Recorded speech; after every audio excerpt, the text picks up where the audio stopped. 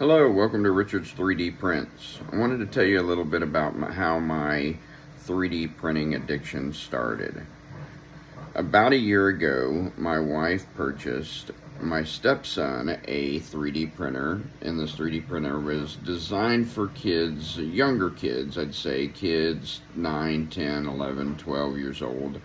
This 3D printer is very easy to use, very easy to print, has a phone application that you can print from, and you don't have to worry about support. You don't have to worry about sizing anything on the build plate. You literally click what you want to print, hit the print button, and it prints out.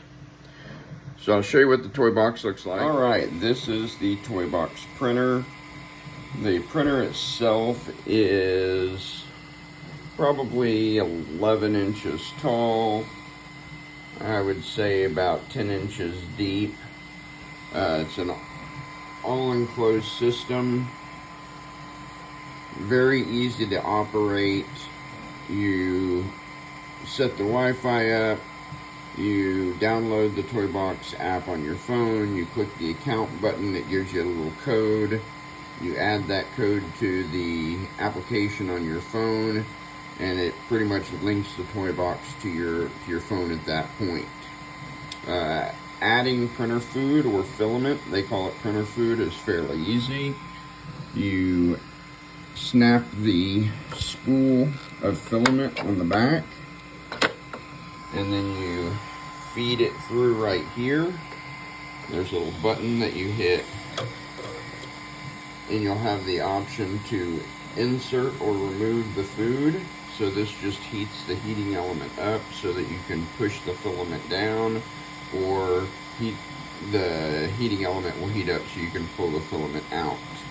We did find that that spool is pretty specific, and you do need to get that filament from Toy Box. I've used that Toy Box filament on some of my other 3D printers, and it is a little lower temperature than some of the other filaments that are out there. All in all, it is a very easy system for kids to use. It has a app that they go to, they find the toy that they want to print, they select what they want to print. It'll give you times of how long each print is going to take, and then you select it, you hit print, and you essentially wait for it to print out. Here's a couple things we've printed. This is a little gecko, and the gecko itself moves, and it does print like that. And then here's a little egg, and they have a lot of different little eggs.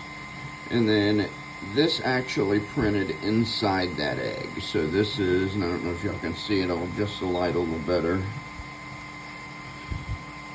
It's just like a little hermit crab creature, and he sits down inside that egg and prints inside that egg.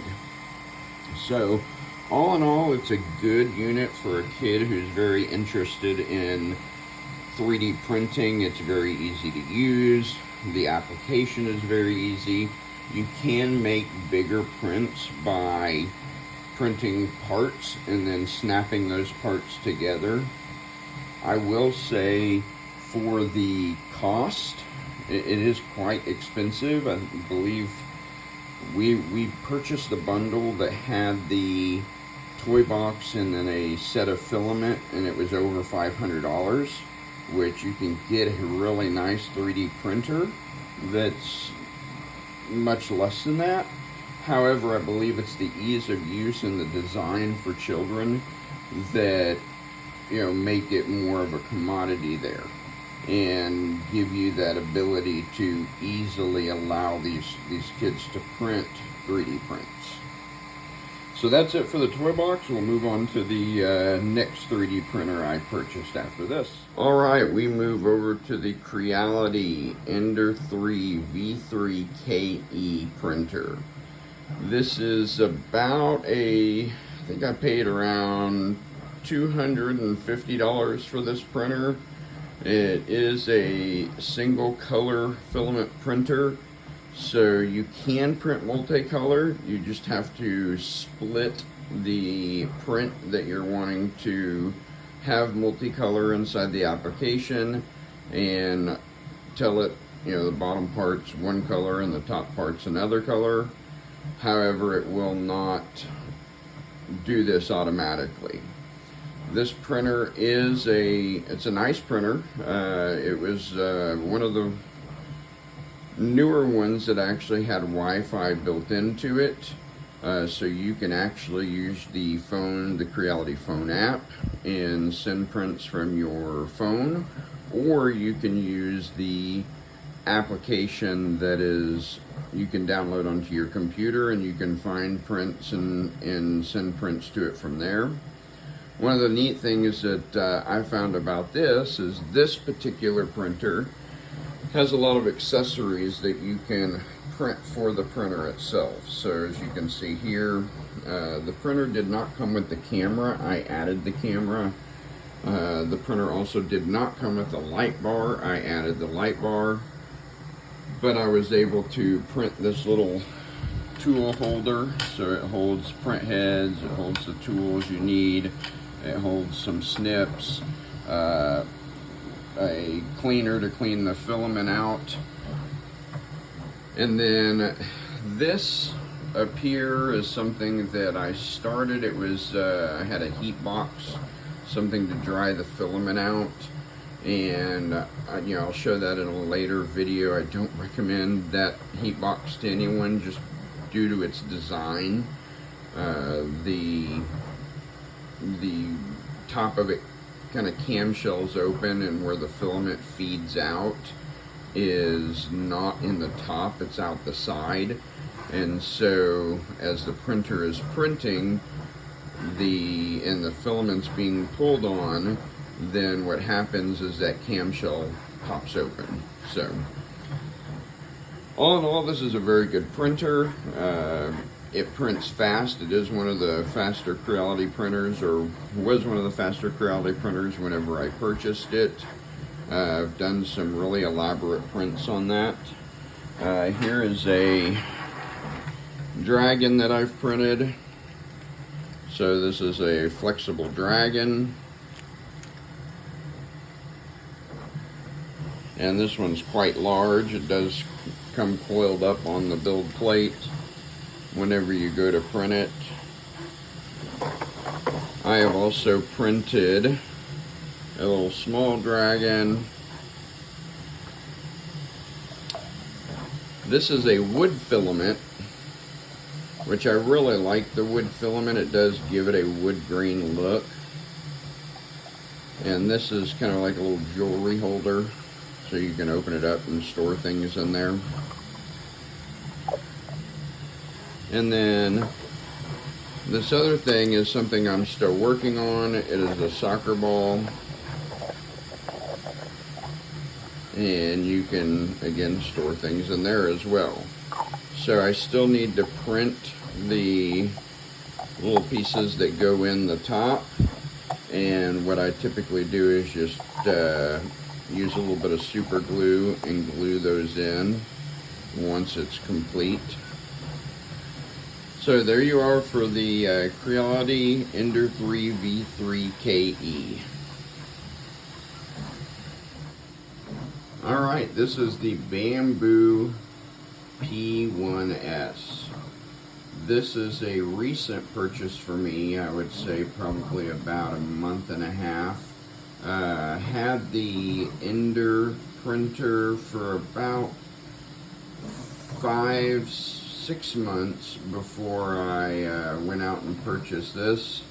I did say that it was an addiction, and it really is. I started printing a lot of things on the Ender printer, and they were all single color, and I wanted the ability to be able to print multiple colors at once.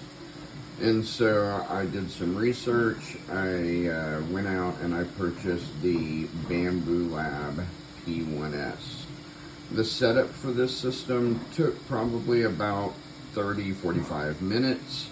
The package deal. I think that this particular one, it had the P1S as well as the Bambu Lab AMS. You know, you can see up here where those yellow bags are. Those are actually some desiccant bags that I purchased because they do recommend that you keep that free of moisture in there, especially with PLA. PLA does absorb moisture quite a bit. So this unit, just camshells open, and you load up in your different filaments. Now these are all different types of filament from different manufacturers. Bambu does have their own filament that you can purchase for this. One of the neat things with their filament is there is an RFID, so when you add their filament in there, it will auto sense the color that the filament is. So in this particular case, as I add these other non-Bambu filaments in there, I have to go into the system and tell it. The Bambu printer itself has a light. It also has a camera in there, but I have found that that camera, the frames per second, it's just not that great. So when you go and try to look back at your prints or your time lapse, it's nothing like the camera on the Ender system or the Creality system. That one I can almost watch live printing, you know, layer by layer. This particular one, it's real jerky, and you're lucky to catch it moving from one position to another. This printer, it just prints. You do not have to worry about you know, calibrations all the time. You don't have to worry about adjusting your Z-axis or Y-axis. Once you go through your first calibration with this printer, it prints, and it prints very well. The quality is great quality. Here's a couple things that are different colors. So that LSU sign up there, that one I was didn't have the actual colors I needed to print it, but I wanted to test out the multicolor feature. Here's some little tools that I've printed. This holds these little strips, so each time it goes to print, it creates these little strips. And so these are just little storage buckets for those strips so that they're not laying all over my desk. One of the first things I do recommend that you print is what I call, and I think others have called it as well, is a poop bucket. So if you can see in the very back, there's a cup. There's a white, kind of whitish gray cup. And as the system is priming, the filament is spooled out into that cup. And then there's a hole in the back of the printer, and the filament drops out of that hole. So unless you have something back there to catch it, you're going to have filament everywhere. So I've printed this. This was some glow-in-the-dark filament that I purchased at the local micro center. I found this design for this bucket on the Bambu website, printed it off. It does have some little slots in the back of it for you to put some magnets or glue some magnets in there so that they, I guess, magnet to the back of the Bambu printer. I have not done that yet. Like I said, this is fairly new. See if you can see this. Here's some prints that I'm printing. This particular print was printed with no supports, just a base at the bottom, and it is printing beautifully. Here are a few other prints that I've printed with this system.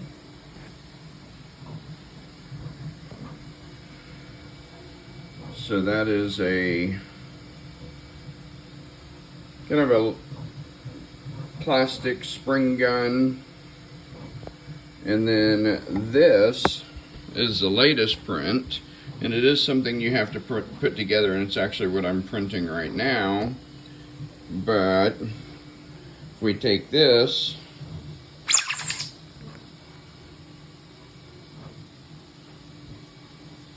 it ends up being, we're extending out into a sword. So it's pretty neat. This is something that I was making for my stepson. Come to find out, I think he's going to use it for Halloween. So it worked out for us.